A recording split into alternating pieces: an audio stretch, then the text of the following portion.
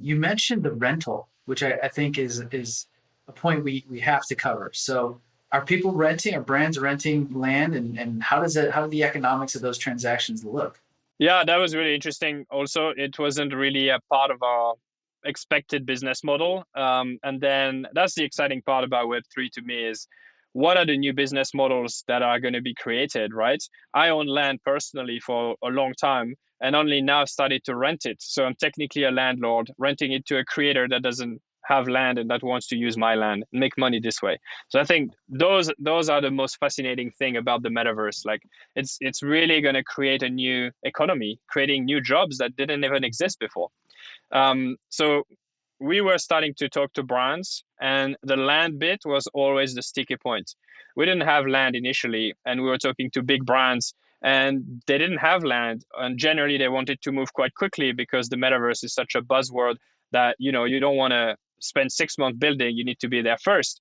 So we found that the sticky point was generally the fact that neither the brand or the agencies managing the brand could get approval to buy crypto to then buy land. Because remember, land is an NFT, so it's not a fixed price. You buy it at a price, but it's a liquid market. And if you bought it 2 months ago, you're probably 60% down on the price. And I mean, we bought land for a big a big beer manufacturer. That land was close to $1 million. It's probably worth less now, though it picked up again. So a lot of brands, long story short, do not want to they don't want to make a bet on the land. It's an asset that they don't really know what to do with. So if you propose to them a simple model where instead of paying $1 million to own that piece of land for the duration of the project, which could be 6 months, they have to pay 50,000 a month in dollars. It's fixed. It's a fixed amount. It's not going to go up or down, and it's actually a lot simpler for them. So this is why we created that model where we're able to charge the brand an extra fee to rent on top of our land. And more now, brands are starting to understand the power of the metaverse, which is not always setting up a long-term presence, but maybe they want to create something around a specific event like Wimbledon or the Football World Cup or something else. And so they're not going to buy an NFT for 3 months and then try to resell it and price the market dynamics within that. They rather rent it from us. So we're becoming that landlord, that real estate owner where we acquire land and then we not only we betting on the market to increase, we're really betting on how can we monetize that land by bringing brands on top of it. So we have that extra monetization value, and that's basically became a new business model for us. Of the projects that you've got going, like what percentage is on leased land like this versus land that's owned by the brand? In the Web3 space, we have the LandVault, legacy business before we merge was only in Web3. So they built, I think, 60% of the top 50 NFT projects that have an NFT experience has been built by LandVault. So huge market domination in the Web3 space.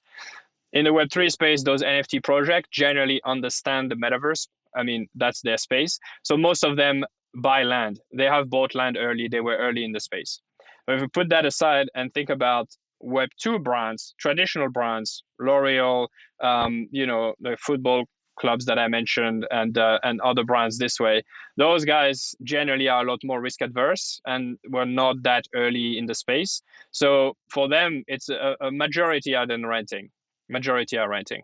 So it's kind of split in the middle. But if you only look at the Web2 brands, then it's a vast majority are renting, and more, that's part of our package and something that has to be done this way. And that makes sense. The sort of crypto native companies are very comfortable owning the land, and the old brands can't get the approval. That's pretty funny. Just to touch a bit on that, I mean, my vision of that is the metaverse. I mean, I was an early landowner, 2017. I met Arthur. We ended up becoming the CEO of Somnium Space, which is one of the largest metaverse. I met him randomly at a conference, bought land, and it went from $40 per parcel to 20,000. So crazy growth over the past 5 years. But that was a lot of speculation. The platform got released somewhere in between, but still very few users. And so if I look at this and I look at the metaverse, which is still pretty much empty today, to me, 99.999% of the growth is still ahead. And that growth is going to be driven by utility more than speculation, which means it's going to be more predictable. So I think that's just really excited to see where we stand, and this is why I think the rental model makes sense, because right now, land grabbing, literally grabbing land, is, if you see that the potential is in the future, like any price today is going to be cheaper than 5 years from now. And in 5 years, when every brand is trying to enter the space, but the amount of land is fixed, the supply of land is fixed, then the prices are going to rise. And just like today, it's impossible to buy land in central London or central New York, right? No one is selling. Everything is built and people are leasing. So I think that's what's going to happen in the metaverse. I think the metaverse and the brand entering are going to be forced into rental pretty soon, because there just won't be land available. So I think, that's our vision, not investment advice, but this is why we're buying a lot of land, because we think that this is going to be a way for brands to promote themselves. And I see them, the metaverse, the location in the city center, to me, it's like paying to rank on top of Google. It's the same thing. Why do you want to be in the middle? Well, because you want to be featured there. So you're willing to pay more for the land. It's like paying to rank, number one in Google. It's the same mechanics. It just happens to be in 3D. So I think it's just interesting to think of it this way. Yeah, that makes total sense. I think the whole land conversation is a little complicated, because you can imagine a future where there's a million metaverses, and maybe that's what it will be. And so what is land worth if there's a million metaverses? But if you're focused like you all are on actually the utility side, something you mentioned earlier, I think is really important to pick up. I think this is prong 3, I guess, of your approach, which is like, okay, you got a piece of land. What are you going to do with it? What kind of commercial or consumer value are you going to add with that piece? Then I think you can make sense of the metaverse, and you can make sense of the land, because you can understand how adjacent parcels are being used, what the real utility is beyond just speculating on the land price. It's going to be sort of analogous to what happens in the real estate, in the real world, but it's not the same, because the underlying programming power allows you to change use cases, change design. Like the metaverse opens up really interesting options for landowners, because you could do pop-ups every day depending on how quickly you could program these things. So it does cost to build, but it doesn't cost anything to tear it down.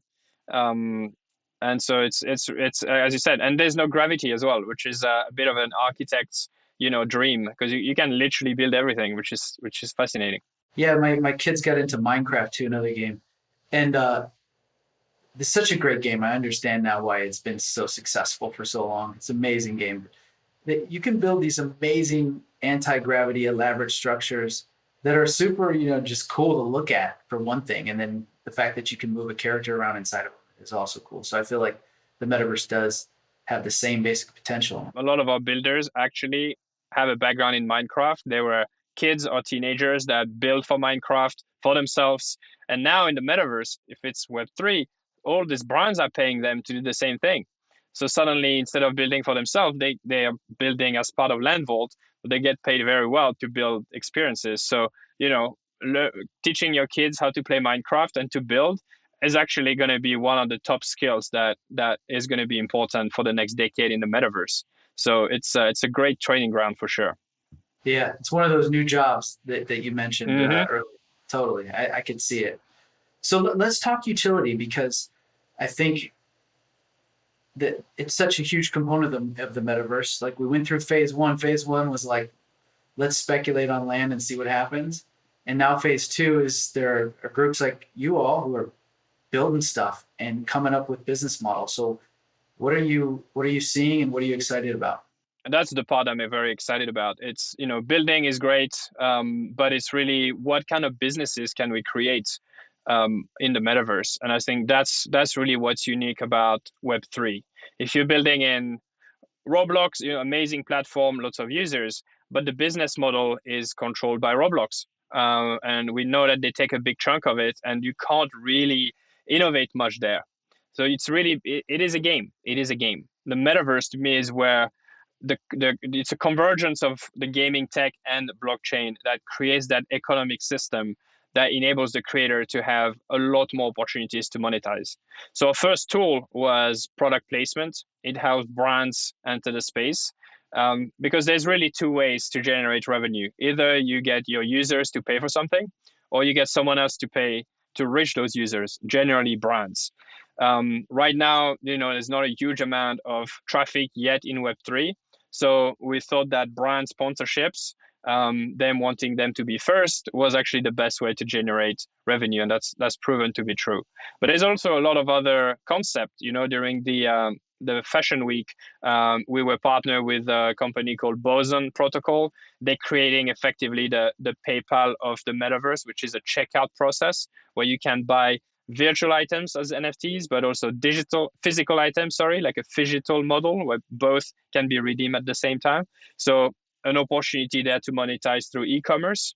And then there's all the, POAPs or other ways to prove attendance or to gate specific part of the experience based on an action that you've completed. So you can monetize this way. So there's a lot of different ways to monetize. And I think now it's down to the platform to create even more tools for their creators. That's the part that I'm very excited about. Hey visionaries, thank you for tuning in. For more free crypto content like this, head over to realvision.com/crypto. You'll get early access to the most brilliant minds in the space to cut through the noise, get in-depth analysis, and get you ahead of the curve with unbiased insights.